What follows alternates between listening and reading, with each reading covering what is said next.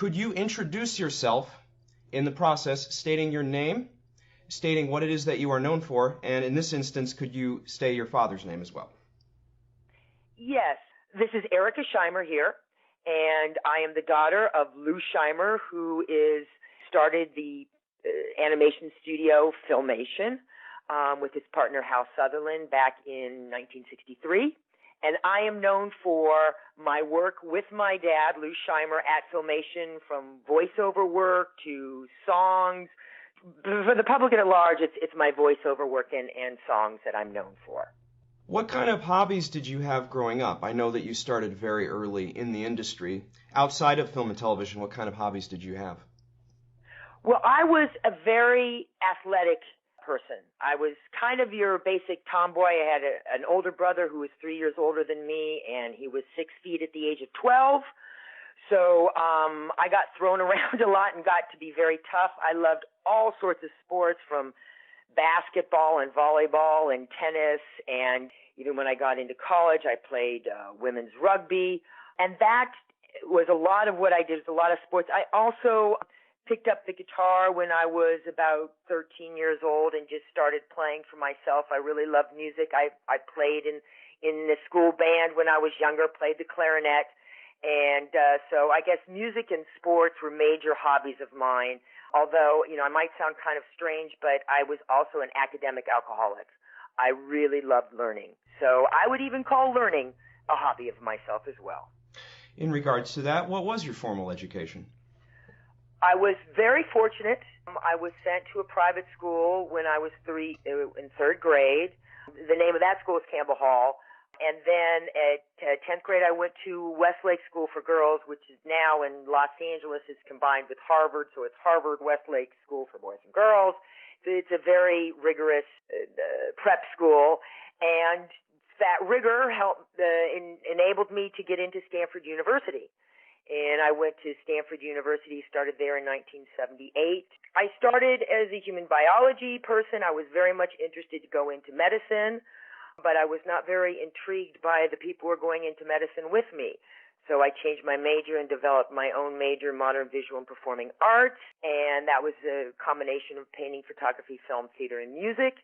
After I graduated, I spent a year abroad in Stanford and Vienna, back in the days, 1989, when there was, in the early 80s, 1981, when there was the Iron Curtain. I was very, very inquisitive about what was going on behind the Iron Curtain, and I spent a year abroad in Vienna, and I got behind the Iron Curtain, went into Prague and saw what communism was like, went into Russia, and all of that was just really fascinating to me. Came out of college, and after about 6 months of just sort of letting my hair down, so to speak, I started working at Filmation. Just jump quick, that closed. After Filmation closed, I ended up getting my Master's of Fine Arts at USC Graduate School of Cinema. What is your earliest memory of film or television? My earliest memory of film and television, well, in terms of my earliest memory of the shows that I liked, my favorite show growing up when I was 8 years old was Lost in Space. I just loved that show dearly. And I enjoyed laughing too, especially because my mom would let me stay up to 9 o'clock to watch it. So I enjoyed that an awful lot.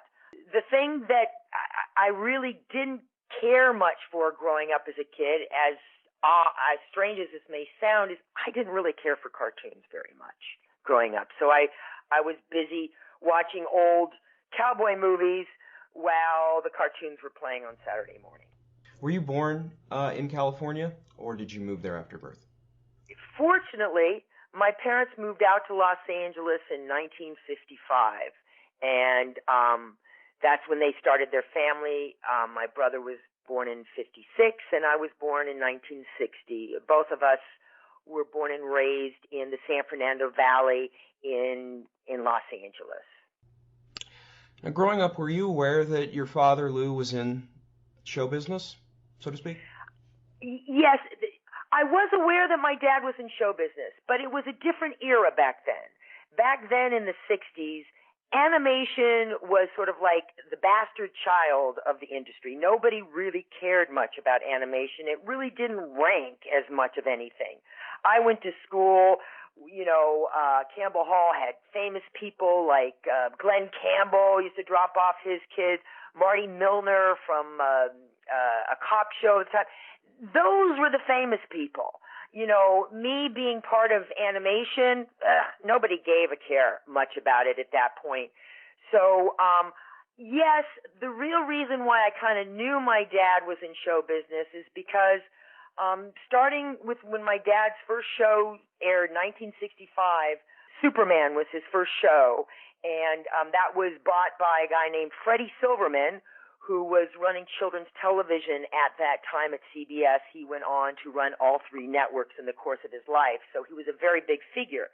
But I bring him up because every weekend, every Saturday, after all the Saturday morning cartoons were over, Fred Silverman would call, and I would have to get on the phone with him and tell him how much I liked my dad's shows, which, of course, I did dutifully as a daughter. But that's sort of how I knew that, I was in show business and sort of somebody gave a care, because certainly at school, nobody really, animation just wasn't like it is today. Nobody, it was, like I said, the bastard child. So I was aware, but I certainly was not puffed up in any way. I did not consider, myself part of, the elite of Hollywood or being part of, the whole industry. So it was kind of a strange way of relating to show business. Do you know how Lou broke into the industry? Yes, I do. He first started, his first partner was a wonderful man by the name of Hal Sutherland. And between my dad and Hal Sutherland, they could literally put a whole picture together. From soup to nuts. My dad would be able to lay out, and Hal was able to do the animation. Dad was able to edit. Between the two of them, literally the first studio they had was in the back of Hal Sutherland's station wagon. So I was aware of that. I just got myself sidetracked, and I don't remember what it is that I'm trying to answer here. How he first broke into, how your father first broke into it. Yep. Okay. So he and Hal had done some commercials and things like that, and there was another fellow that my dad knew, Irv Kaplan, who had a friend of his from Boston, Norm Prescott, who used to be a really very famous DJ in Boston. And somehow or the other, Norm Prescott had a recording for a script for a sequel to There's No Place Like Home. Oh, Wizard of Oz. The Wizard of Oz. Thank you. So what happened was Norm Prescott had gotten this script for the return to Wizard of Oz, got the recordings all done, and that sort of had him introduced to my dad. It was in the midst of Dad knowing Norm that Norm had come across this guy who wanted to produce Superman episodes.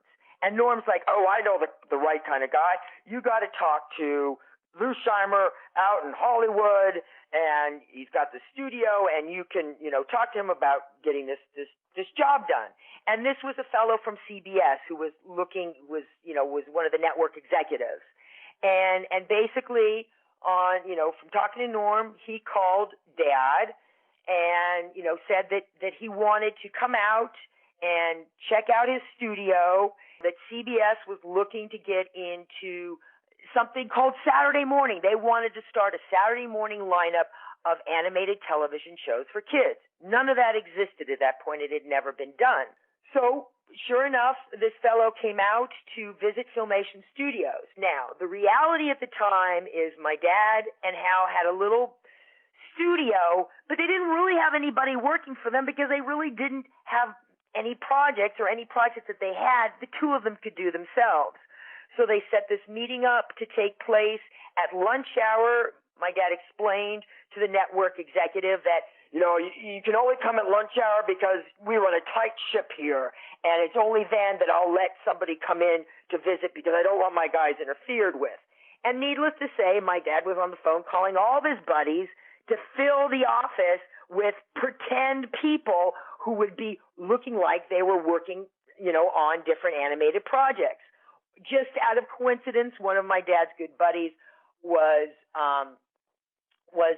Ted Knight, who, for those of you who watch Mary Tyler Moore, he played Ted Baxter, the newsman, on the Mary Tyler Moore show. He was a very funny guy. I mentioned him because when the meeting started with this network executive, my dad could hear Ted in the background in different voices. There's trouble at the lab. There's trouble at the lab. Oh my goodness, there's trouble at the lab.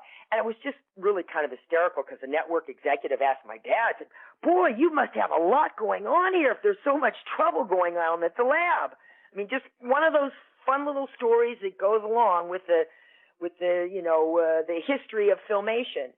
And, the guy had a good interview with my dad and really was very impressed with all the people. And my dad made sure that he ushered him out before lunch hour was over. And, like Cinderella, everything would disappear at 1:00. And lo and behold, the guy got back to New York, called my dad up and said, you know what, we're really impressed. We want you to produce the animated series Superman for CBS. So that's how Filmation started, with that meeting and Superman. And that was the first show that Dad did, and I was on the phone every Saturday with Fred Silverman, who was the head of children's programming, talking about how much I loved Superman. That's the stuff of legends. Isn't it though? Yeah. I mean, it really is.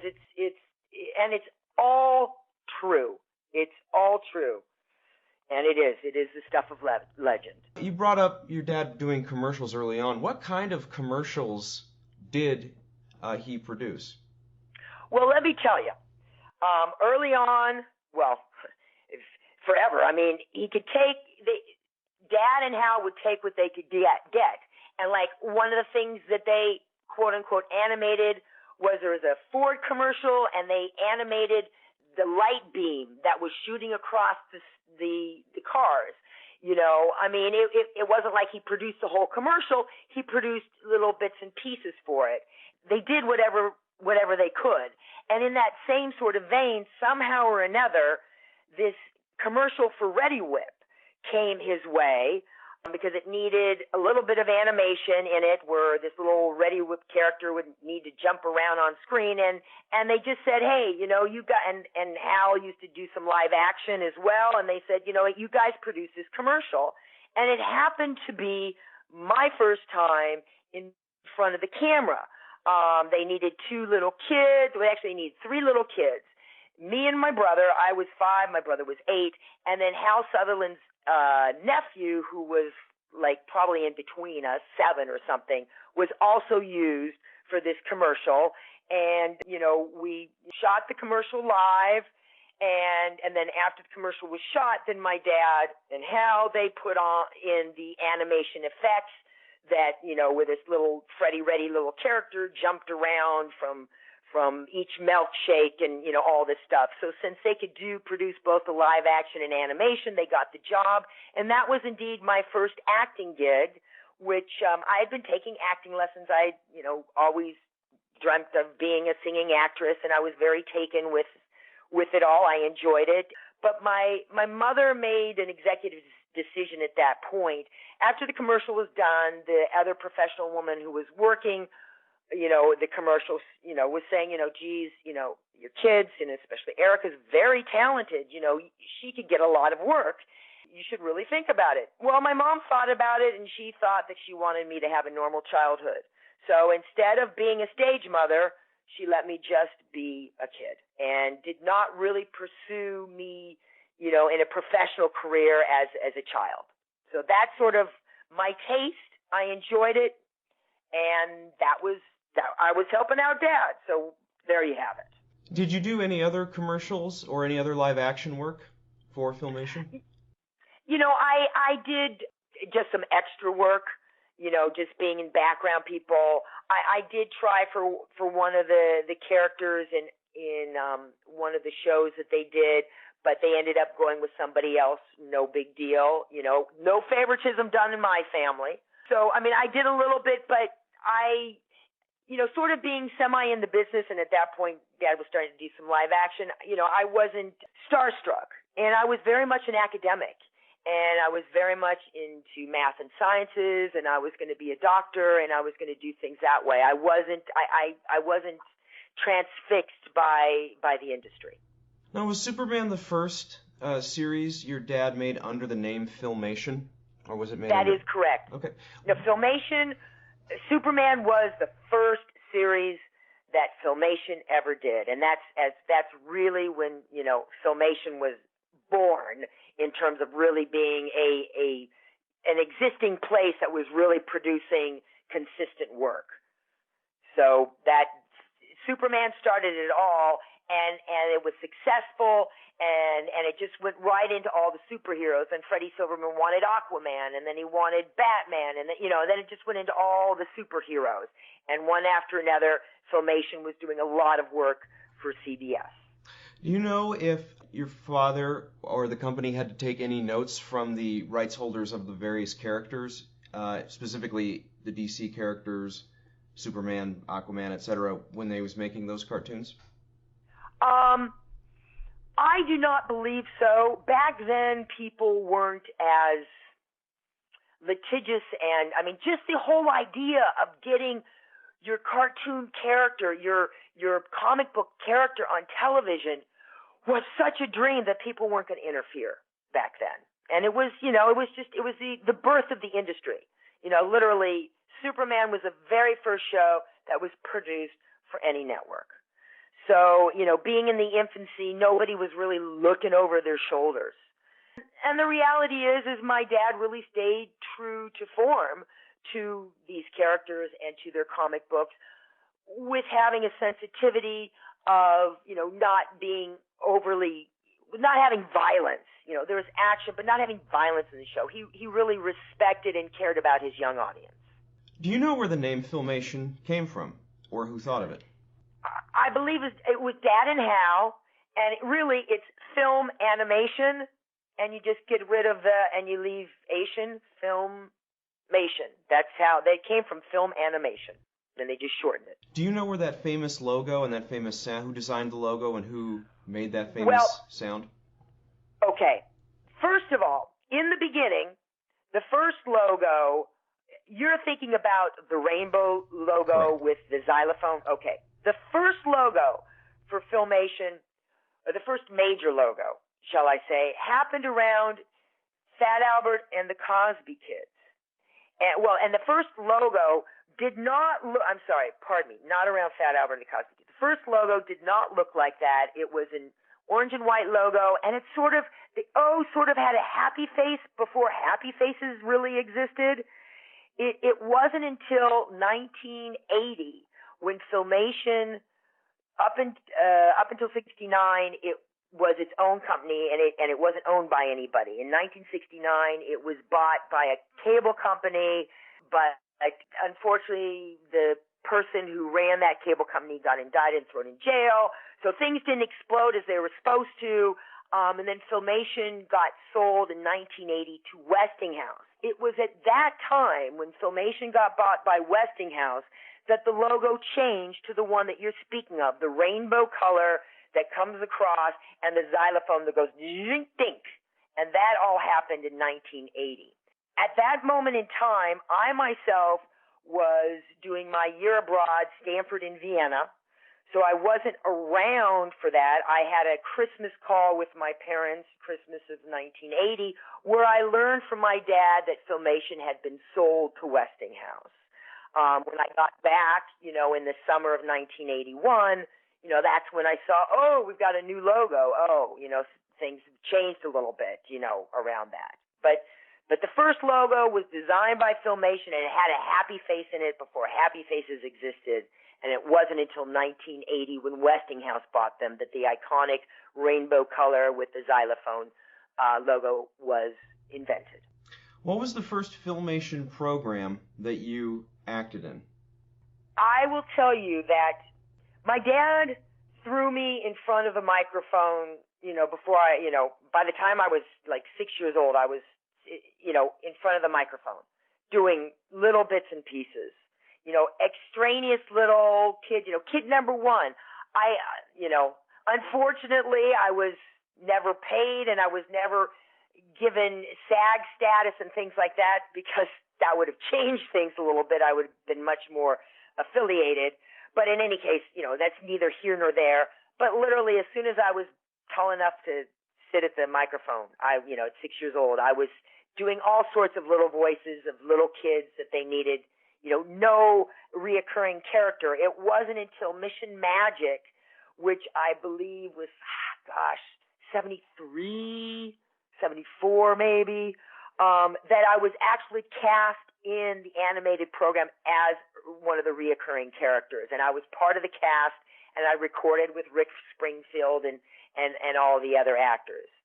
So up until that time, I was, just doing a voice here. I mean, just filling in whenever they needed anything. So when you got cast for Mission Magic, did you have to work hard? Obviously you had to work hard, but did you have to do any preparation, any sort of research for that role, or did you just come as you are? It was really, I'm not going to puff it up. It was a come as you are. I mean, I was a talented actress. I had been, studying acting since I was, 5 years old. I liked it as a hobby. I never really anticipated it becoming a profession. But so I had the chops, shall we say. I would always read the scripts and know it was coming. When I was little, at first, I'd be nervous sitting there with all the cast, but you get your sea legs, so to speak, and it just becomes second nature. I always prepared. It's just the nature of who I am. I always prepare whatever it is I'm going to do. I make sure I study up and know what it's about, and don't walk in without, having done my homework. Now, those recording sessions early on, were those done with the entire cast in the same room, or were they done individually, or a combination of the two? It really was a combination of the two, dependingly. One of the big casts that was pretty amazing back in the day was when Filmation did the animated Star Trek. And indeed, all of that cast, they came in and worked together. Leonard Nimoy, William Shatner, I forget Scotty, and, those guys, they all came in and worked together. It really depended upon the show. And in many cases, you well know that, especially voiceover actors, can do a lot of different characters, and they'll just, zip from one character to another, and you could have 3 people who make up the whole show. So, and independently, it's like when Bill Cosby was doing Fat Albert and the Cosby Kids. I must say it's really sad what has happened. He's a despicable man, what he's done. It's really sad that the cartoon has taken such a hit, because it really was a revolutionary cartoon, and it really did a lot of good for young kids. But, heck, what can you do? Bill Cosby's not a good guy. But in any case, Bill would always record separately, and whether, somebody had to go to Las Vegas to record him or whatnot, that was the way that was done. When it's just the voiceover actors, many of times you'd get the cast together. My dad did an awful lot of voices, and I did an awful lot of voices. We weren't in there with the cast, except when I was young and did Mission Magic. We weren't in there with the cast doing the voices. We did those ourselves after the fact or before the fact, but we didn't work with the actors. More often than not, we were directing the actors. So that's my answer. Sometimes we'd have a full cast, but Dad and I did our acting alone. Once again, I was very little. I was very young. That's a lot of years ago. I did a lot of little extraneous voices. So I'm not surprised at any. I would say, probably 50 to 75% of Filmation shows I'd voiced something in, just because there's always an extraneous character. And so it would go to me. Part of it was, yes, I was talented, but he didn't have to pay me. So, and, making budgets, work out is difficult. So the price was right, and I was easy to find. And, I did a good job. I was good. It wasn't like I was terrible and they were suffering from it. Do you remember being Marcia Brady on the Brady Kids? I do remember. Firstly, I remember when they first started to try recording with them, and then, and sort of being at one of the sessions, and then all the kids, threw up their hands, or their agents did, and they wanted more money, and blah, blah, blah, blah, blah, and my dad said, bye. And so I stepped in as Marcia Brady. I didn't try to emulate what she, try to mimic her voice. I'm not a voice mimic, but I certainly tried to convey that she was the eldest one, and I grew up on the live action show. I got a kick out of it. I was young. I was the target audience. So I knew what the show was about, and knowing what it was about, I did what I could to stay with, consistent within that. But I'm not going to fool anybody or kid anybody to say that I tried to imitate what she sounded like. Okay. Could you talk about the atmosphere of Filmation? I know that it was one of the last companies to do animation entirely within the United States. Could you just talk about the atmosphere of the company at that time? The atmosphere of Filmation, from the moment it opened its doors until the day it shut its doors, no matter whether there was 10 people working there or 700 people working there, it was always a family shop. It was always just real. My dad's door was always open to anybody, anytime. There was no kind of stuffiness between, who were the suits and who were the artists. My dad, had a pencil in his hand, helping people, helping to explain what he wanted, and he'd pull out his pencil and do what he could to draw things. It very much was a family atmosphere. Literally, we had generations of family who worked there. The father, the kid, the grandkid. It really, it sounds hokey, but gosh, it really was exactly that. It just was it's a small family that grew and grew and just kept bringing in more and more family people and people of all walks of life. Clearly there was a lot of gay individuals because, many artists are gay. And there was a lot of people of color. It was a rainbow of people in that place, and there was a youthfulness, a family spirit, and playfulness that I don't think can exist in many companies anymore, unless they're small and stuff like that. It certainly wasn't like any other animation company in America at all. And it was sort of known for that. It made it very, very special. Just to sort of give you proof of how special it was, Filmation closed its doors in February of 1989. We had a 30-year reunion just a couple years ago of the closing of Filmation. So what was it? February of 2019? Yes, we had a 30-year reunion, and you can't believe, how many people showed up with very little advertising. There was like over 100 people who showed up, and it was a love fest, an absolute love fest. People talked about it was the time of their life, and they're all at different animation studios now, and they all hate it, and there was never anything like Filmation. And to such a degree that I tell you, we will have a 35th year anniversary of the closing of Filmation. We've already talked about it. We'll get down to brass tacks in a couple of years about getting that one lined up. So it really was special in that way. I don't think you'll find that with any other, animation studio. With the animation studio, how often were you at the actual studio? Obviously, you were in school at the time. Were you there every weekend, once in a while? Do you have any recollection of that? Well, the deal is I started Filmation full-time after I graduated from Stanford and started there in September of 1985. And then I was full-time, and I was there, 5-7 days a week. Before that, I'd come in. I worked a couple summers. The first summer that I worked in the animation unit. We weren't really doing any live action at that point. I worked directly under Hal Sutherland. I was doing some very menial work and developed a sort of a system of cataloging materials that were in the layout folders and really keeping track of the pieces of paper and things like that later got instituted as a system that Filmation used until it closed.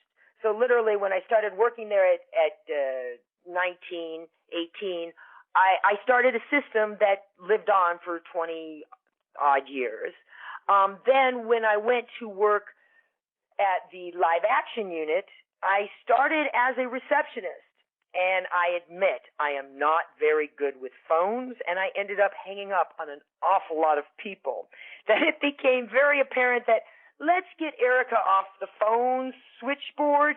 And then I started working with in live action casting, where I'd end up shooting the live action casting auditions and prepping people, and really sort of took that over in a managerial as well as sort of a hands-on way, and I was very adept at doing something like that. A lot better than answering phones.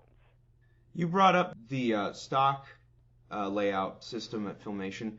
Could you describe the animation of a typical Filmation cartoon? Well, let me explain to you, and this is going to broach another subject. My dad was passionate about keeping the art of animation and television animation, limited animation, alive in the United States. By the early 80s, by the late 70s, companies were shipping their animation, Hanna-Barbera, that's the big one that everybody will remember, and there's a lot more, all the other companies. They were shipping their animation overseas, to Japan, to Korea, because it was much cheaper. It was a way to save on money. And my dad was entirely opposed to that, because if you sent all the animation overseas, you end up destroying the animation, the ability to animate in this country. Yes, Disney was doing feature animation, but those are very specialized people, and they didn't use that many people. It was Filmation who really bred the crop of animators that really Disney ended up, poaching as time went on. And my dad was adamant about that. Now, as a result of that, though, it costs more to do animation in this country. In order to be able to meet the challenges of doing it entirely in America, Filmation, my dad, started something called the stock system, where it was a reuse of animation. So there would be sequences, runs, walks, different things that were specific to, each show and each character that they would do tremendously, almost like full animation for this, 10-second sequence, and they would reuse the heck out of it. They'd flop it. They'd put, they dress it up in different ways, but they would use this quote unquote full animation in as many different places as they could. Yes, the audience would start to get used to, gee, didn't I see that? Didn't I see that? But it was a way to make really good animation and keep that art alive, and also to cut costs and be able to compete with those companies in the United States who were shipping their stuff overseas and saving a buttload, of money by doing that, but our animators weren't being trained. Filmation also did their own training, night school for animators or for would-be animators. One of my dad's missions was to keep training these people. And as a result, there was, like little mini schools or trainings set up, all along for young people to learn the art. In the beginning of Filmation, up until He-Man, when we did 5 days a week strip animation, so many shows, what happened is animation was very cyclical. The networks, they would buy, 26 shows, and of course I would get less and less. And it would only take about 6-9 months to complete that. And every year, right around November, my dad would have to lay everybody off because there was no work. And so his dream was to have enough work to keep people employed year round. And with the way that the networks did programming, it never could gel because they only did so many shows and then they'd repeat them. It wasn't until the 1980s, 81, when Dad got Westinghouse. We became a wholly owned subsidiary of Westinghouse, and my dad sold this show all over the place and spent $1 million on developing the show, and went to Westinghouse and said, guys, you've got to produce this show, and I'm telling you how we're going to do it. And he started to create the possibility by doing this 65 half hours of year-long work. So Filmation employees were finally starting to work year-round because we were doing so much production. So that was always my dad's dream, and it was, and it didn't happen until he got into first run, until he created the marketplace for first run syndicated animation in the afternoons.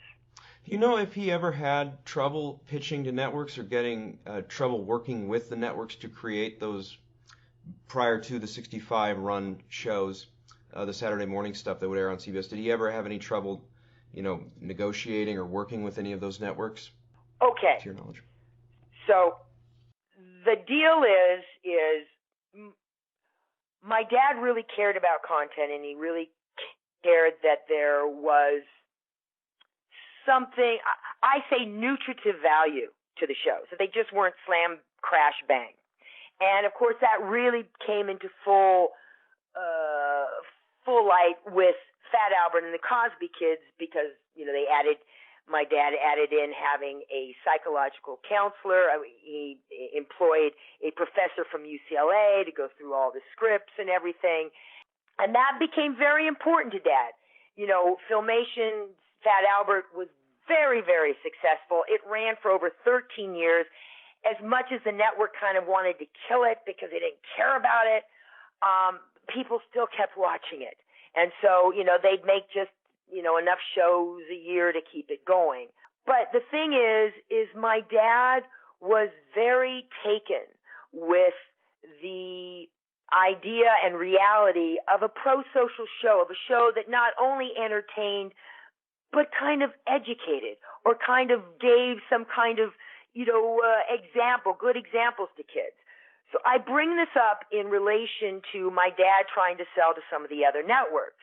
And at a lot of NBC, ABC, they didn't want to have anything to do with Filmation because they didn't want to deal with that, pro-social shit, quote unquote. Those weren't my words. They just thought that was, so unappealing to them that you'd produce a show that had more value than just sheer entertainment. So literally my dad got blackballed with the networks, and when he got bought by Westinghouse, that's when he decided to create a new venue, i.e. afternoon, syndicated shows, and so that he didn't have to deal with the network, and their bullshit anymore. And this was even in the days, we just have this movie out about Peggy Sharon, or this series on, I forget, Hulu or something. My dad had to deal with all of those, do-gooders, and none of those folks happened to really watch a Filmation show because my dad's shows didn't have the violence that they were up in arms about. They didn't realize that Filmation was producing shows that had family values. But, people get short-sighted and they just lump, all the kids' shows, animated shows are bad. So, my dad it was very core to his being that he wanted to offer something more than just sheer entertainment with his shows. And that became a hallmark of Filmation, starting with hiring Dr. Gordon Berry from UCLA, and then later on, when He-Man got started and they could say, screw you to the networks, my dad felt it was still very important that there be an educator involved in the show. And that's where I came into helping that out, because at the time when that was going on, I was at Stanford University taking a communications course from a professor named Don Roberts. And in his opening lecture this was a children in communication class, it was called. I was very interested to take it. And in his opening lecture, he was saying, PBS does really great shows for kids. But unfortunately, there really isn't good shows for kids on Saturday morning, with the exception of Fat Albert and the Cosby Kids. And of course, I'm just beaming, just like, oh my God. So after the lecture was over, I went down and introduced myself to Don Roberts, and I said, listen, I can get my dad to come up here and speak anytime. It would be, it'd be an honor, it'd be wonderful.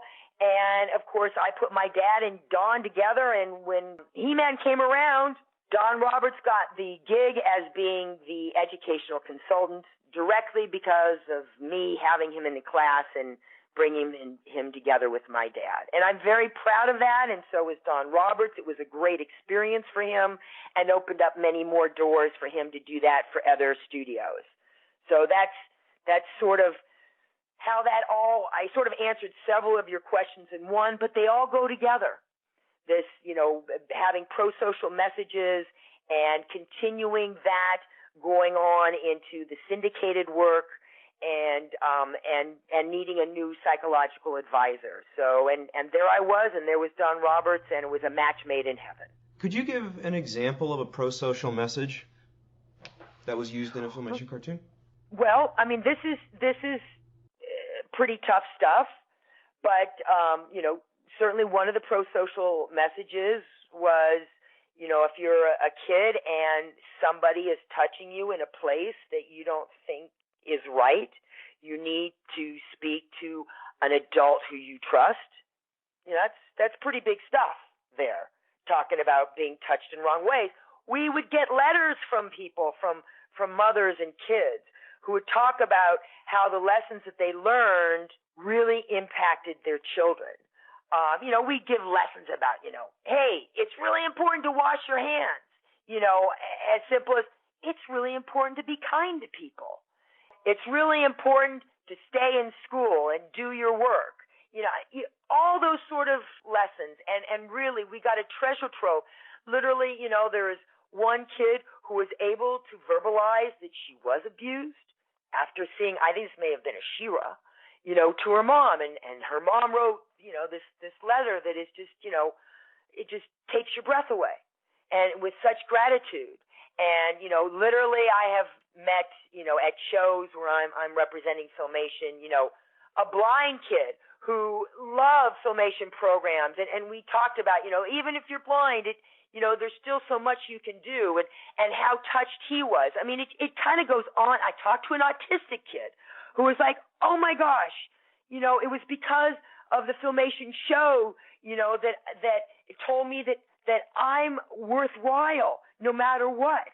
And it really made a world of difference for me. I got to tell you, I leave some of these fan shows in tears because of the strength and hope that and just sheer fight that some of these kids got from these lessons that these shows delivered. What kind of notes would Mr. Roberts or Mr. Barry give in regards towards the pro-social messages when you were being pitched?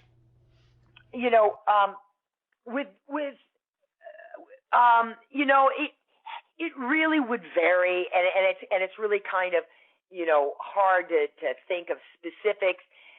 The idea was, I mean, especially in terms of having action as opposed to violence, it might seem like a fine line, but making sure that you don't, if you're whacking somebody, with something, you make sure that you show that it's puffy and it's light and it's not really hurting people, making sure that there isn't violence or that people aren't too heavy-handed, or maybe you should say something in a little different context.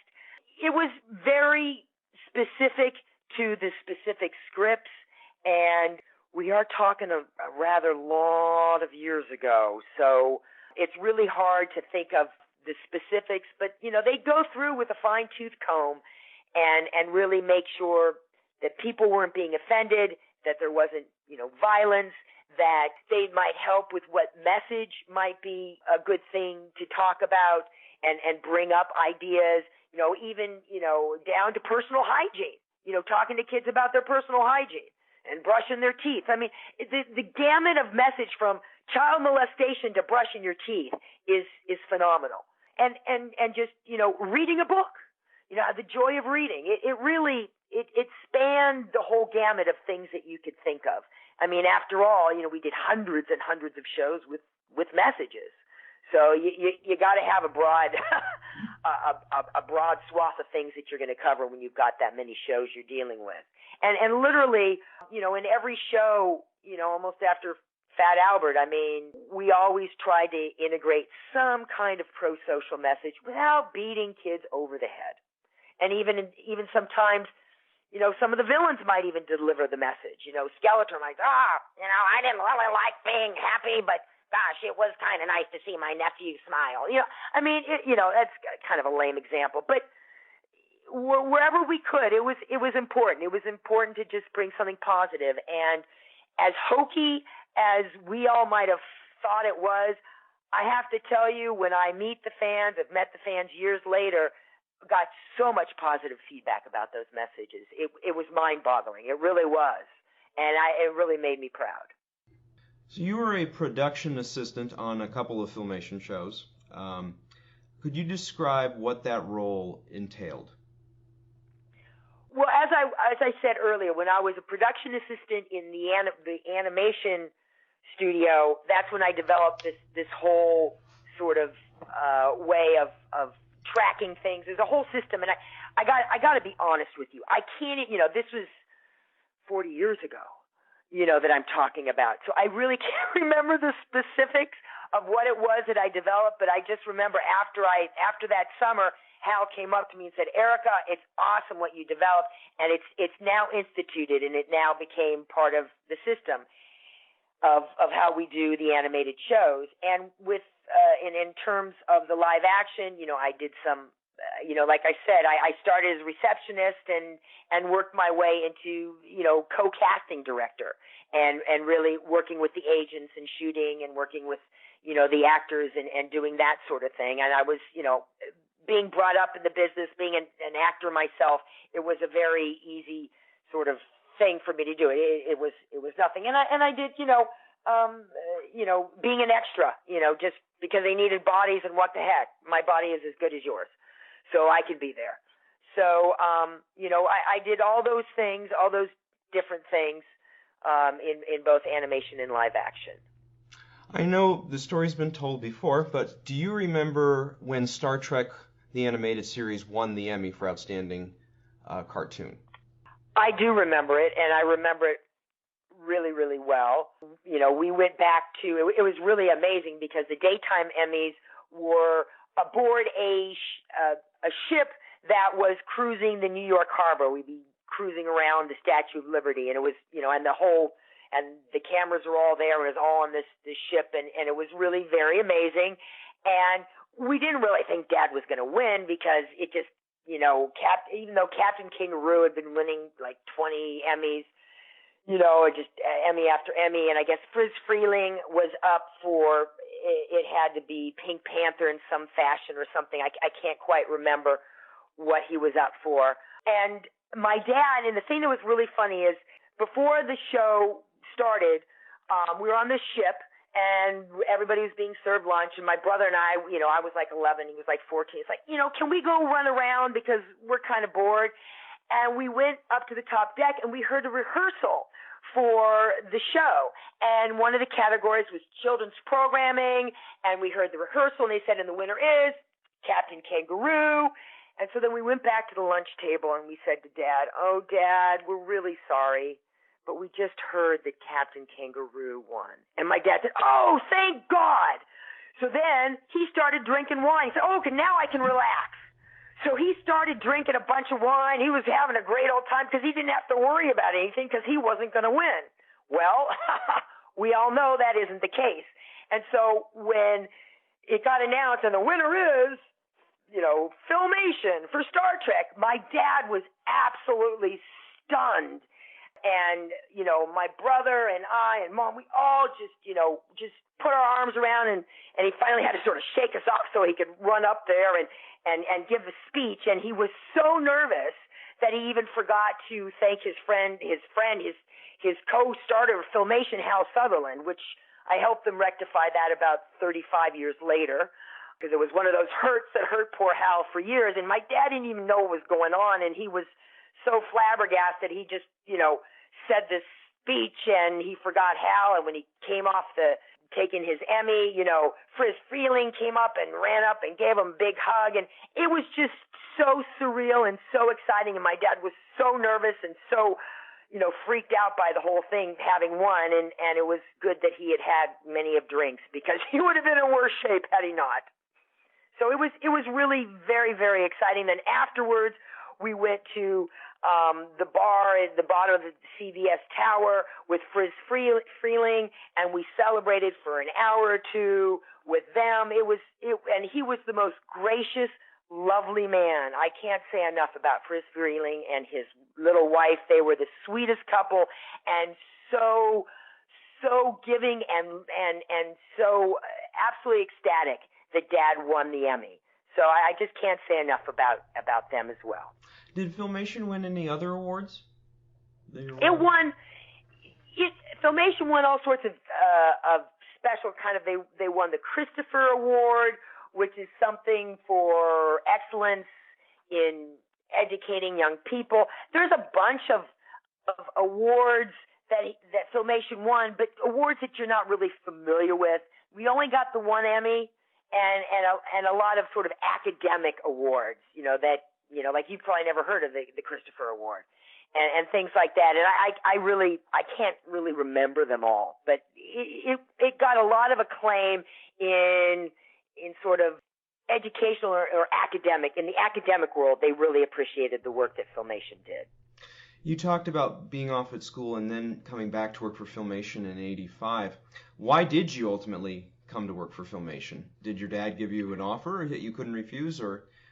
Well, as I said, when I started Stanford, I had every intention of becoming a medical doctor, or whether I'd become a physician or go into research.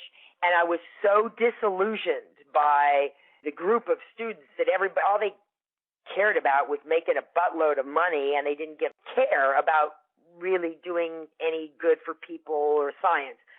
So I got disillusioned with that and did my own major called Modern Visual and Performing Arts. When I graduated from Stanford, it took me an extra 4 months because I changed my major in my senior year and developed this individual design major.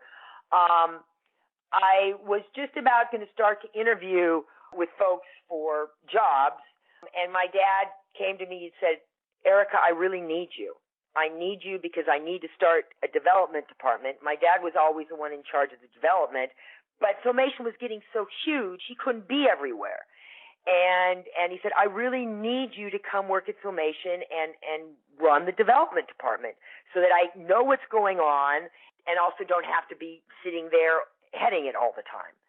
So that, how do you say no to your dad who put you through Stanford? Even though I didn't like animation, I never watched it as a kid. It never really did much for me. I loved the atmosphere of the place, and I was like, I just couldn't say no to that. So literally, when I started in 1985, the development department was created, and I was the head of it. And Robbie London, who you spoke to at length, he was the writer on staff, and John Grues was head of the art in the development department, and we three, sort of ran the development department, which had, a bunch of writers and a bunch of artists doing different things working with Dad, what he wanted, and blah, blah, blah. And we, create these presentations for new series or things like that. So that's literally how the development department began, because Filmation just became so big. And once Dad had me there, and I will say I lived at home. We had a large home. My parents traveled extensively, and I also loved my parents, and I got along with them. So we were always talking shop. 24/7, it was Filmation. So I knew what was going on in one area, and between the two of us, we got things covered. So it was a pretty beautiful situation. Would that be a big advantage, the fact that you were able to communicate so openly with your dad and so often? I would think so. I will say, honestly, my dad had a lot more faith in my abilities than I did at the time. For probably a good, 6 months, I was like, why am I here? I really don't know. Other than I know my dad and live at home and stuff, it took me a while to, in all honesty, to find my animation legs. And, it was important to him. And the area of development is a very, very important area. And my dad wanted to teach me the biz, and it all begins in development. So, I didn't even know that sort of. I was like, oh, you need me? I always said yes to my parents. I was a really good kid. I had a really awful brother. So I was just the opposite. So whatever my parents want, I did. And it was a happy thing. It ended up being a really great thing. I never would have thought I would have worked at Filmation. I never would have thought that as my professional career. But it really was a pretty amazing experience, and I'm so glad that it happened that way. You can't replicate what there was there as people gather 30 years after the closing of it, talking about how amazing it was. So yes, his proximity to me, I'm sure had a huge impact on why he wanted me to be in development and be part of it, because that's the future of the studio. Were you ever accused of nepotism? Was he ever accused of nepotism that you're aware of? Absolutely. Anybody. In the beginning, if you didn't know me, oh, she just got the job because she's Lou's daughter.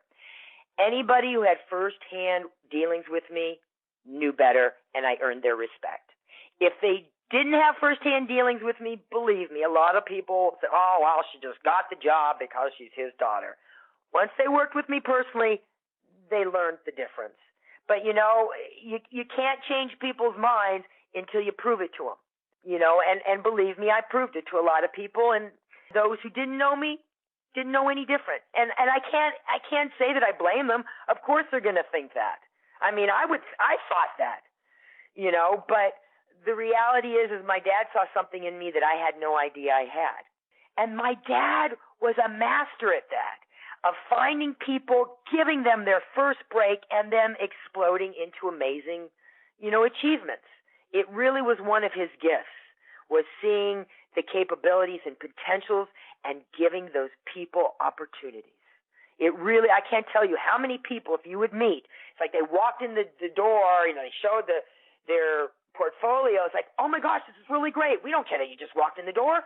Let's give this person a chance. It really, so yes, nepotism, if I weren't my dad's daughter, he wouldn't know about me. But I had to work twice as hard, frankly, in order to gain people's respect. And believe me, by the end of the day, I did gain people's respect. Were there any disadvantages, other than the aforementioned, that came with being the daughter of the animation maverick? In regards to either the job or in regards to outside of the job? Well, outside of the job, everybody believed I got it just because of my dad and that I really wasn't any good. So when Filmation closed, nobody in animation wanted me. So, because they hadn't worked with me. But that's fine. And it's okay. I moved on other things, whatever. So it's just sort of the nature of the beast. Everybody, you only got that job because of who you are, and unless you worked with me, you didn't realize who I was. So, that's something you just live with. And the experience of working there was so great that screw it, I don't care what people thought. Could you describe a typical workday for yourself at Filmation, if there was such a thing? And there you put the finger on it. There was not a lot that was necessarily typical, but it was always dealing with, reading things, whether it's scripts or working on scripts, trying to come up with premises, working with the artists, trying to, get them to draw what you see in your head and things like that. But it wasn't like every day was like the next day. And whether I'm running down to the studio to record voices or to have my voice recorded, there was no set schedule. I'm off with my dad to a network meeting or a business meeting. My dad was really great that way. I spent a lot of time with my dad. He loved me. I loved him. We enjoyed each other's company, and he wanted me to flourish and to teach me as much as he could, and to meet the people as much as I could. So, the only thing that I would say was pretty much happened every day is I went out to lunch. But it every day was, it was just whatever happened. And whatever needed to dress, a lot to do with the scripts, a lot to do with the art, a lot to do with, casting of the voices, finding the right actors, and things like that. So we get to the show, probably Filmation's most well-known, most well-remembered. You brought it up earlier, He-Man and the Masters of the Universe. When did you first become aware of this property? As I said earlier, I was in school at Stanford, and literally at Stanford in Vienna, when I talked to my dad one Christmas time, Christmas of 1980, soon to be 81, and he told me that Westinghouse had bought him and that he was working on this project called He-Man Masters of the Universe, and that he, explained a little bit that he, things weren't working out with the networks, and he was trying to forge ahead with this new parent company, dragging them kicking and screaming into first-run syndication for first-run animation. Westinghouse Broadcasting Company had done like PM Magazine show. They had done live-action syndication of talk shows and stuff. They had never done, a children's show, morning, an afternoon show. So Dad literally dragged both their Filmation corporate and their sales department kicking and screaming into this whole new world of selling children's programming. And he went ahead and spent over $1 million in the development of He-Man. Didn't really tell them. He just went ahead and he saw the character. I wasn't around. I was in college in Vienna. But evidently, Dad was always trying to find out the latest toy trends and heard about this He-Man. Oh, what happened is actually Mattel came to Dad, to Filmation, and they needed a animation for a commercial that they wanted to do about this new character that they are bringing to market, He-Man. And so Filmation did the commercial, and then Dad went and spent $1 million in developing it as a TV show. He was talking with Mattel with it, but he knew he had to spend a bunch of money. And then he went back to Westinghouse and said, "Hey guys, I just spent $1 million on developing this 5 days a week syndicated strip show with Mattel called He-Man and the Masters of the Universe, and you guys are going to fund it. And I'm going to help teach you guys how we're going to sell this internationally, and this is what we're going to do." Their mouths dropped. They were utterly pissed, but they'd already sunk $1 million without even knowing it. So they went along with this experiment, and of course it was the biggest success that they ever had in their lives. And it started a whole new arena of first-run syndicated animation in the afternoon school for kids to come home and watch in school. So that's literally how He-Man got started. I learned about it, my dad telling me while I was living in Vienna, and Dad just went ahead and spent a potload of money, developed it all. Since Filmation spent the money on developing it, even though Mattel said, "We'd like you to use our toys, the toys that keep coming," my dad said, "Listen, this is going to have pro-social aspects. I'll use those toys that I feel are appropriate. This is not going to show violence. It may have action. It's certainly going to have lots of action, but we're not going to have, your Cyclops chopping people's heads off and things like that. We're going to do it this way and make it right." And as a result, Filmation was in the driver's seat, and Mattel just went along for the ride, and it was the best ride of their life.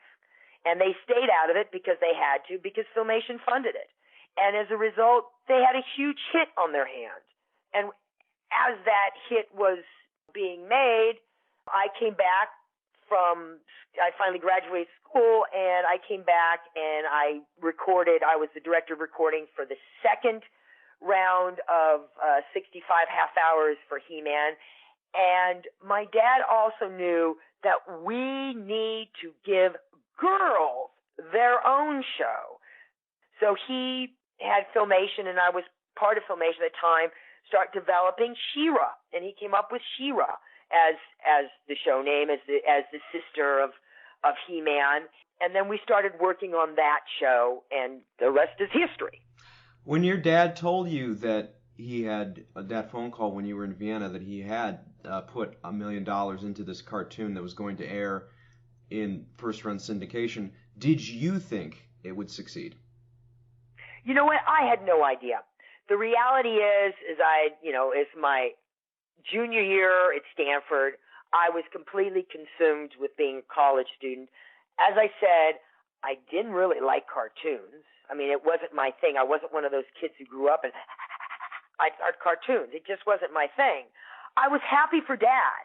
I was happy for Filmation. I loved Filmation. I loved what my dad did. And supported that and stuff. But it didn't register with me. What the heck? I don't know. But I was happy to become involved by bringing Don Roberts, my Stanford professor, in to be the educational consultant. I was excited about all of that stuff. But at the time when he told me about He-Man, I was just happy that my dad had done it again. And I wasn't surprised. My dad was a ballsy kind of guy. And he was a visionary. My dad saw things that he saw the future before it happened.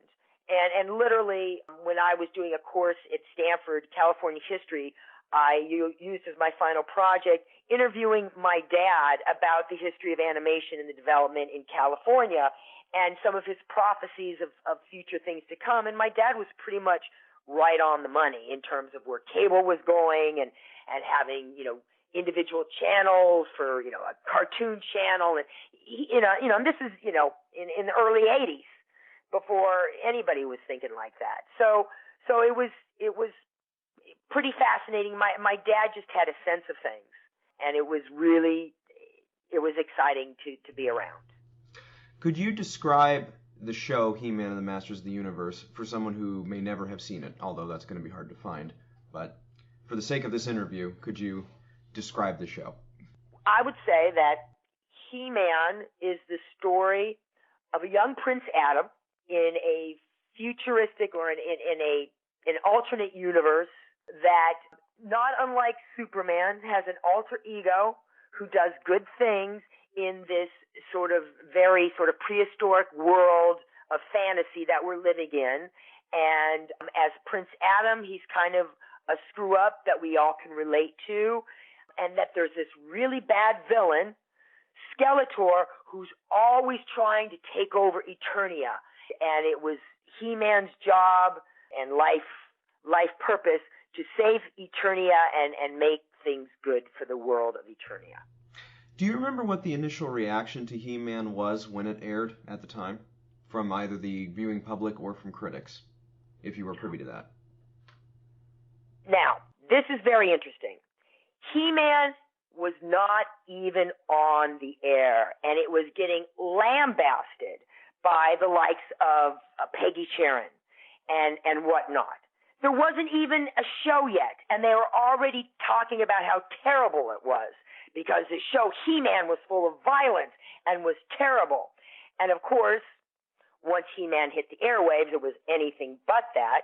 It happened to have been an absolute smash from the moment it aired. By the end of the first week, we were in absolute ecstasy because the show was breaking all sorts of syndication records. Nobody had any idea that a show could be this popular. And the fans, the young kids, oh my gosh, they were loving it. And then we were also getting letters from parents who were writing and thanking us because, A, we helped solidify that their kids would wash their hands before they had dinner because that was one of the messages. Or we had a message about, if somebody touches you someplace you don't like, you don't feel comfortable, please tell your parent or an educator. We get letters about that. You really saved my kid's life. We had immediate positive response, first from the fans who loved it in the ratings, absolutely knocked everybody's socks off. They couldn't believe it was possible. And then we got praises from the parents and even some of the educators. Once the show appeared, you couldn't say this was a smash, bash, crash, and kill 'em show. You had to see it for what it was, which was a show that dealt with, that was lighthearted, but also dealt with some serious issues and always had something positive to end with. Do you think that's why it resonated with audiences and still continues to resonate with them? You know what? I think the humanity of the show is what resonates. There's so much smash, bang, kill, crush, destroy. There's nothing that grabs kids' heartstrings or parents. It was the humanity of the show. It was the failings of the prince versus his alter ego, He-Man, who, that really gave something meaningful to kids. They could hang their hats on something. They recognized something in themselves. They also had fun with it. It made fun of itself. The show also made fun of itself. It knew that, the way that our action might be kind of silly or obviously, a big pillow kind of thing isn't really going to hurt anybody. We knew that, and that was part of its charm too, and it just hit a chord. It's one of those things, it was kind of kismet, just sort of being there, the right thing at the right time, and my dad having a real sense of that. He just really did. And the whole world, internationally, it was as successful internationally as it was domestically. It just took the world by storm. And I think it was the humanity and the breadth and depth of the show that really attracted kids. It was fun. It was silly. They were silly. Orko, the character that my dad played, kids just love that character. That was sort of the surrogate for the kids, always getting into trouble and, causing a little mischief here and there. So it struck a chord because it was so grounded in humanity. You brought up She-Ra. What do you think was the appeal of She-Ra to the audiences at the time? Well, as I stated earlier, it was important that we give them their fair share. Not that girls weren't watching He-Man, but it's important. It's like everything is always made for guys. Everything's about guys. And my dad was sensitive to that. And Lord knows I made sure he was. And my mom was a very strong woman. So between the two of us, my dad didn't stand a chance. And he loved women, and he loved girls, and it was important to him to serve the whole audience. The thing that we did not really realize, and it really came home to roost, especially when we started doing these convention shows years after the fact, but She-Ra also spoke to young gay boys in a way that is phenomenal, how we really helped some young gay boys. It's one of my proudest things that there was a place for young guys who didn't have a hero. He-Man wasn't it for them. It was She-Ra. They got She-Ra, and it really made a difference to them. And the messages that she delivered, or that Lookie, who I played, delivered, they hit them, and it really meant something to them. And I was blown away at these trade shows, meeting so many young gay men who were saved by She-Ra and all that it was. And it gave them a place to look at themselves and go, I'm okay. There's nothing wrong with me. It doesn't matter that, society at large says being gay is bad. I can tell from what She-Ra says that this feminine part of me, this is good stuff. So I'm just proud, so proud that was the case. And that was, who knew? Who knew that was the case, that could happen? And of course, now there's shows specifically designed for that. We just sort of happened, we gave young gay boys a place where they could feel at home, and it was a beautiful thing. And of course, Filmation was filled with a lot of gays. It's just the nature of the beast. So it's sort of like a double good deed. I just don't know how to say it in any way. It just felt really, really good. I felt really good. What can I say? Proud. What was your role on She-Ra, Prince, both behind the mic and both behind the scenes? What characters did you play on She-Ra, Princess of Power, and what other roles did you have in regards to that show? I was very involved with She-Ra from the very beginning. When we were casting, I literally almost had a drag down knockout fight with my dad, who I found out later I almost got fired. He wanted to use Linda Gary, who was the voice of Teela in He-Man for She-Ra, and I was dead set against it. And literally had drag-out, knockout fights, and I finally won, and it was the right thing. Why? Why were you against it? Because we needed a different voice. And Melindy Britt is a really different voice from Linda Gary. Linda Gary was in She-Ra too. She played Shadow Weaver and other parts. It wasn't like I had any problem with Linda. Linda's a wonderful, incredibly talented actress. We just needed another new voice, and She-Ra needed to have a different voice than what was voiced in He-Man. I just felt it to the core of my being, and as I've once again gone to the trade shows in the aftermath, I was absolutely right. And I think that my dad came to see that as well. It just was hard. You know, he was used to getting these ensembles together, and you just use them for the next new show. I mean, he used the same actors all the way through the 60s, you know, into the 70s. It wasn't until first run syndication things got a little broadened out. But He-Man himself was Archie in the Archies. And believe me, you work with a core group of actors because you create a rapport and a way and an ease of communication, and they're terrifically talented and they can do a lot of things. I, as you know, a young buck in there, and She-Ra, I was there from the beginning, from casting, from the development of the project, and working with the writers and my dad and bouncing things off. I just had to fight for a new voice, and I felt like I was right. And it all worked. I mean, and my dad, you know, later on, you know, you're right, and it all worked out. So I worked on the scripts, worked on developing of the project, worked on every single script. You know, I read when it came in script mode, first draft, just like my dad did. My dad read every single script, went through every single script, and would mark it up. I mean, it's phenomenal. He might read them through a lot faster than I did, maybe didn't catch all the things I did, but unbelievable, really dedicated. He worked on everything. He wasn't one of those producers who just went out and did the business deals. He was an artist, first and foremost.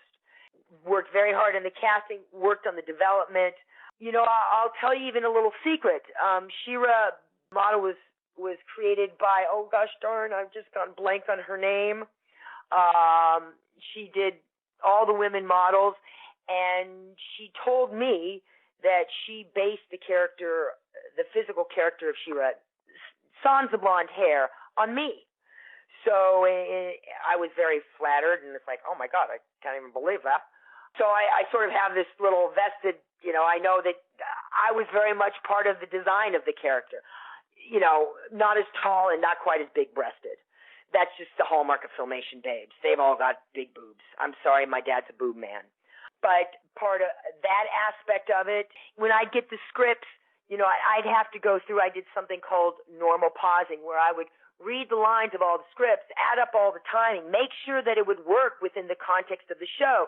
Sometimes things would need to be edited because there was too much dialogue. I mean, I worked on really nitty-gritty, you know, all the boring stuff. I did it. It was all part of it. You know, the fun part was recording the actors. That was a gas.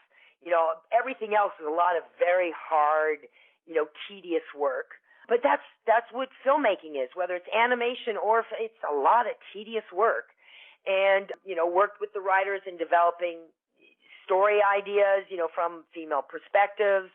You know, went down, sat with my dad at the Moviola, you know, when the editing, going through the fine cuts, you know, learning, go to the dubs, where the sound effects and the music and the dialogue, it's all mixed and put together. You know, soup to nuts, I was involved. I had more and less input depending upon, you know, my areas of expertise. And I also grew as a result of all that. So it was this really wonderful synergistic thing. You know, if I weren't the daughter of the boss, you know, yes, I would probably not have had these opportunities in the beginning. But I'll tell you, whoever showed themselves as talented, they got to the highest place in their talent. Talent was fed. It absolutely was fed. And Filmation even did, you know, drawing school classes at night to bring young people into the world when, you know, schools weren't teaching it. It was always a place of learning. And that's something that I'm really proud of. And Filmation really left a mark that way of leaving a wake of people learning things. You brought up Being the director, the voiceover director for the shows, did you have any preparation training-wise for that job? It was being in the booth, watching my dad direct, watching some other folks direct. I mean, mainly in the beginning it was, Norm Prescott, but Norm wasn't around when he left Filmation by that point. So I watched Dad directing, and then when I started full-time at Filmation, it was the second batch of Fat Alberts, and I knew that series inside and out. So I just stepped right in, and I started doing all the voiceover directing from then on. And there had already been one season of He-Man in the can, so that when, She-Ra was being developed, new He-Mans were going on, so I started to direct those. We were developing She-Ra, so I just was in the beginning of everything at that point, and already had experience under my belt. So it just, my dad was getting busier, and I was really good at what I did, and the truth be told, I did a lot more preparation than my dad did. Just the nature of the being. And you know what? The fact of the matter is, we worked with really talented actors. I would say probably 85% of the time, they could just do it in their sleep. But there is that 15% where I read the script and I really had, knew the X, Y, and Z and really made things, put my influence on that really did make the show a little better. But I'm not, I'm the first to say we worked with a tremendously talented bunch of actors. When you were directing and you had to do a voice for a character on a show, would you direct yourself or did your dad direct you? Okay. Primarily I would direct myself. Sometimes my dad was around. It depended upon. Like when I did the voice, we did a Snow White Christmas special, and I was Snow White in that special. My dad directed me, and that was terrific. That was absolutely fine. And we got along famously. He was good, and I also studied the script and made sure I knew what was going on. When it was just going in and doing up the little bit of lines that I might have in an ongoing He-Man, She-Ra, or whatever episode, 9 times out of 10 I was directing myself. I just finished the session. I knew what the story was. I knew what was needed. I just made, there's somebody in the booth making sure that it sounded good, making sure there was no pops, no pee-pops, that technically it was fine, but I knew it was needed. And I also, hey, was that good, guys? Did that work for you? I'm an actor too. I'm a little insecure. Now, I have that you wrote the theme to She-Ra. I know you said you did a lot of music. You were a musician. Yes, music has always been a love of mine in writing songs and stuff. I'm trying to think of the one on Ghostbusters, on Filmation's Ghostbusters. I wrote the main title on that. And that was a very simple one because it was the very famous Ghostbusters song from the live-action movie. And that's a whole story that forget about. Within a Fat Albert, or certainly within He-Man, there was a song that was needed, so I wrote the song and, had some musicians help produce. Whenever there was a song that I could write, for a show or whatever, my dad gave me the opportunity, and I worked with various folks, and whether I needed to sing it or it's just, words and melody, other people fleshed out the whole orchestration and whatnot. I'm not, claiming any orchestration credentials at all. I sat down at a guitar or a piano and came up with a tune and a song that was appropriate. And whenever that happened, I would be writing the song and performing it and doing it. My dad, he used me. I mean, and I loved it, and the price was right. Were those songs, I don't know if you're allowed to answer this or not, were those songs union? Do you collect royalties on them still? As the yes. My dad was always trying to save money. So as a result, I didn't get a lot of credit, and I don't make a lot of money after the fact. So that's what happened with me. My mom was really upset about that, but I did, probably hundreds of thousands of dollars of free stuff. But I was happy to do the work. I enjoyed doing the work. I wanted to help out Filmation and save them money. It was a family affair. It was a family shop. I don't care if we had 800 employees. It was still, my daddy's company. What do you remember about working on Pinocchio and the Emperor of the Night? That's the one that I have listed first. I don't know if that was the first produced, but. And that was the first produced. I remember very much, working on the script. I mean, I wasn't the writer. There was in-house Robbie London. I probably talked to you about a lot of that. Big part of, reading the scripts through, giving notes, that sort of thing. Just being part of that process, not saying that I wrote anything, just was able to give feedback and where things fell short or what didn't work or whatever. Just an independent eye. And you need that. A writer needs it. I'm sure you must have heard that from Robbie, that you need feedback and stuff like that. Once again, I was very involved with music. And so when we casted Ricky Lee Jones as the Good Fairy, Steve Tyrell and Barry Mann was the music company folks that we worked with. And so I was interfacing with Steve Tyrell and Barry Mann, with the writers of the songs and also with the actors. When Ricky Lee Jones was recording her song, for the feature, I was there at the recording sessions, holding hands. She was a lovely, lovely person, very, very insecure. That's one of the things you do as a producer too, is just buoy people up when they need some help, sort of things, when they're not feeling comfortable. So I was involved in all of that. I was in, my dad, in a lot of ways I was a shadow of my dad. So when it was time to get in there and start, cutting the picture, I'm sitting there learning and, maybe making a suggestion or two. I'm not gonna pretend like I was, anything great. I was there learning and giving my feedback when appropriate. When it was time to put the music and effects and voice dubbing, when it's time to do that, I was in there with my dad, dubbing the pictures, endless hours on the recording studio stages, doing stuff, soup to nuts, every single aspect outside of drawing, I was involved with. And it of course, it makes it very dear and special to your heart, those pictures.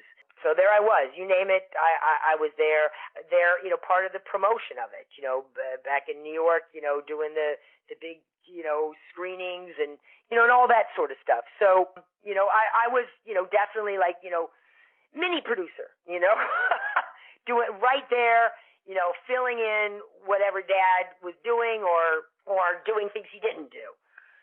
That's, there wasn't anything outside of the drawing that I didn't stick my fingers into. We skipped over, I know you said that the Ghostbusters thing was a whole other story, but I wanted to ask just a quick yes or no. Did Filmation have any involvement with the 1987 He-Man Masters of the Universe live-action film? No, none. Okay. None. Then we will skip ahead a little bit. So, Bravestarr. Bravestarr. What do you remember about Bravestarr, if anything? Bravestarr was a really great show, really ahead of its time, and it would have been a real success, except Group W, which is the sales arm of Westinghouse, the head of that, Ed Vane, reneged on a deal that would have guaranteed really good time slots for Bravestarr. But because he reneged on that deal, Bravestarr got dumped or got buried in incredibly bad time slots, and kids never found it. And it was kind of the heartbreak of the studio, of myself, because it was really a terrific, this futuristic Western show in this, nether world. It really was a terrific show, and it got lost. It got killed because Group W reneged on a deal, and the show never really made it to children's television sets to see. So I'm left with a broken heart around that, and that was sort of the beginning of the end for Filmation, because Group W, who was selling the shows, they were dissing the people that they were selling shows to. So as a result, our product didn't get good time slots, and it ended up killing us as a studio. So that they ended up looking for a buyer because they wanted to get out of the business because they screwed it up for us. And who did they ultimately end up selling to? They ended up ultimately selling it to a company called Parafrance. This was a long, drawn-out sale. There was the Rothschild business organization that looked for different buyers for Filmation, and there were several different buyers. And my dad chose this Parafrance group that was related. They were an under company of L'Oreal, was an under company of, it was one of those of Nestle's. Big, huge Nestle's, and then, they're this French little Parafrance. And unbeknownst to my dad, it took about a year to sign this deal. And on the night of the celebration of the signing of the deal, my dad and mom and the three other couples that were part of this, one of them is a man named Michael Stevens, they're celebrating, and Michael Stevens looked to my dad and said, "Congratulations, we're closing the studio down." Wow. And literally February 15th or something, a new law was starting in the United States that if you had a company more than 50 employees, then you had to give them a severance of 2 months or 6 months. So they closed the studio, Parafrance closed the studio like a day before that so that they wouldn't be responsible for this. And literally the day before that, we were handing out new work for new artists, to start on new programs. We were so caught off guard, that we went to this, Dad went to celebrate and learned we're closing you down in 3 days. And it was shocking. And the reality is they bought the Filmation for the library. This company, Parafrance, was going around and buying libraries all over the world. And we didn't realize that they were just, in the end, they ended up misleading my dad. And really what they wanted was the library of Filmation. And so as a result, they bought the studio and closed it down so they could just have the library. And my dad was crestfallen and heartbroken because he really believed that he was going to be doing a lot more animation and doing a lot more production and making Filmation grow to being even bigger and better than ever. The one thing that I will tell you is really amazing. It was shocking. It was absolutely shocking. And my dad, there were so many employees that he had to call 2 sessions. We had a big, huge auditorium. And my dad had to announce to everybody that the studio was closing. And he was so upset because he had worked so hard to sell it to the right guys. And he just learned that we're closing, in 2 days. And I kid you not that the people stood up and cheered for my dad. Tears just flooding, my eyes. It was such a movie. It's like one of those friggin' things you see in a movie. You go, "Oh, this is BS. This never happens." Those people really understood my dad fought for them. And my dad went down with them. Literally went down. And Filmation closed. And my dad really couldn't start up anything ever again. We had, little Lou Scheimer Productions, but we really couldn't get anything going because my dad was too much of a maverick. And people just said, screw that. We want to deal with people that we control.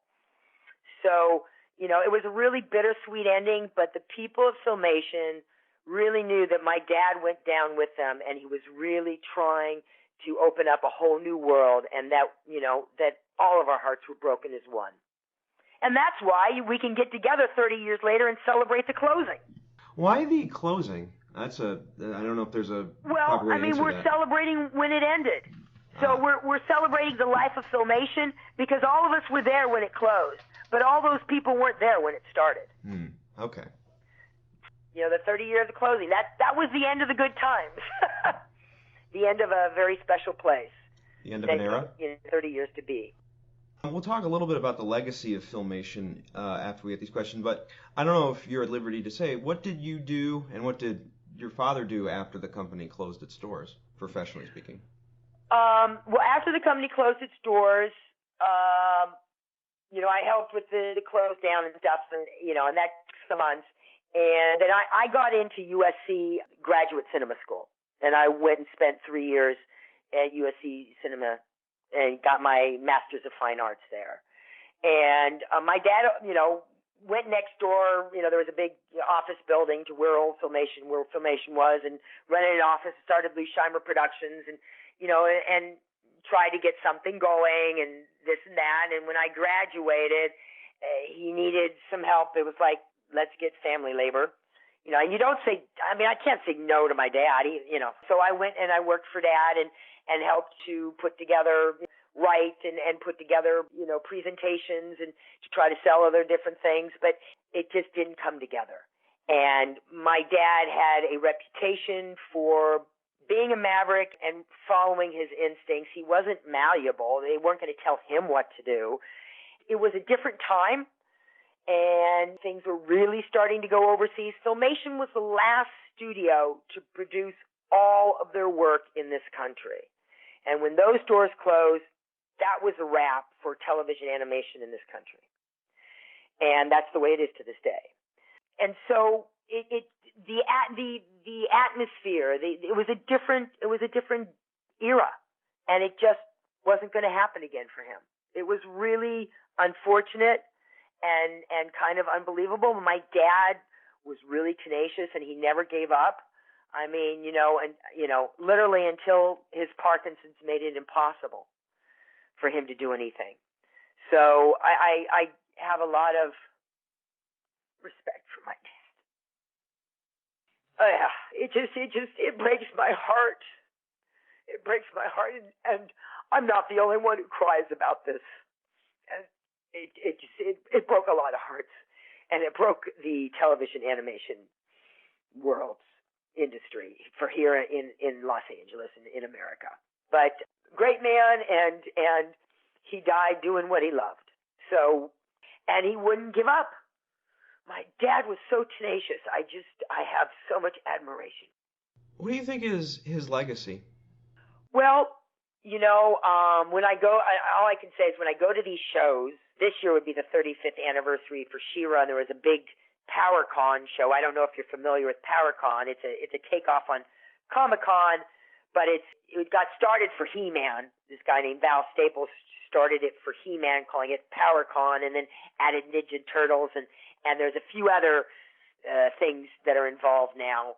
And that has turned into a really large show itself. And it's through going to the Comic-Cons and meeting the fans, and through the Power-Cons and meeting the fans, to see that what touched the fans so deeply was the humanity of the show, was the realness of the characters, was the little insights and lessons they learned. They talk about that stuff. It blew my mind that they sit there and tell me. This blind boy who quote unquote watched He-Man religiously. It meant the world to him, and how those messages gave him strength in his blindness. The gay boy who found himself, mirrored in She-Ra. My dad's legacy is all those hearts and minds he touched, and the children of those folks that they're bringing up on, videos or downloads. I'm as a voiceover actor, I get, teeny itty bitty little residuals on the few things that I got noted for. By the time I didn't get paid, but SAG got paid, so that I was on the up and up, but I didn't get the money. SAG got their money. That's fine. It was helping the show, whatever. It was wrong, but whatever.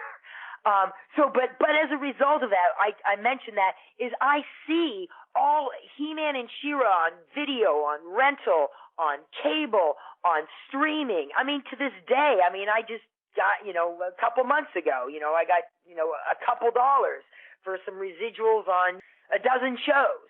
He-Man and She-Ra. Those are the shows that are living on, and I'm just proud because I worked on both of them and was really, really super involved in She-Ra. So I have a lot of hubris around that. Excuse me, I'm not a perfect human being. I'm just really proud to have been involved with those.